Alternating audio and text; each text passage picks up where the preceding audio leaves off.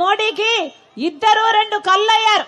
ఒక కన్ను చంద్రబాబు గారు అయితే మోడీకి ఇంకో కన్ను జగన్మోహన్ రెడ్డి గారు. ఇద్దరికి తేడా లేదన్నా, ఇద్దరికి మోడీ కావాలట. ఎందుకంటే మోడీ అధికారంలో ఉన్నాడు కాబట్టి స్వప్రయోజనాల కోసం ప్రజల ప్రయోజనాలను మొత్తము తాకట్టు పెట్టారు. మోడీ కొంగు పట్టుకొని వేలాడుతున్నారు. మన రాష్ట్రంలో ఇక్కడ ఒక ట్రయాంగిల్ లవ్ స్టోరీ నడుస్తుంది. అర్థమవుతుందా అన్నా?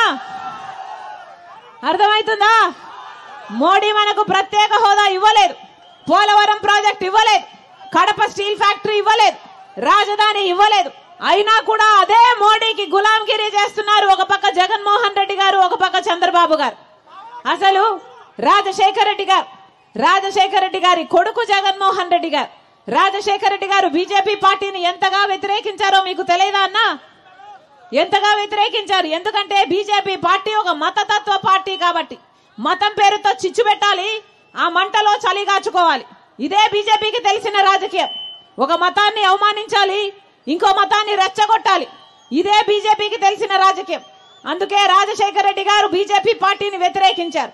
ఈ రోజు అదే బీజేపీ పార్టీ ముస్లింలకున్న 4% రిజర్వేషన్, రాజశేఖర రెడ్డి గారు ఇచ్చిన రిజర్వేషన్ ఎత్తేస్తాము అని బెదిరిస్తున్నా కూడా జగన్మోహన్ రెడ్డి గారు కొడుకై ఉండి, సొంత కొడుకై ఉండి ఈరోజు బీజేపీ పార్టీకి తొత్తుగా మారారు అంటే మరి రాజశేఖర రెడ్డి గారి ఆశయాలను నిలబెట్టిన వాళ్ళు వీళ్ళు ఎలా అవుతారు అని అడుగుతున్నాం.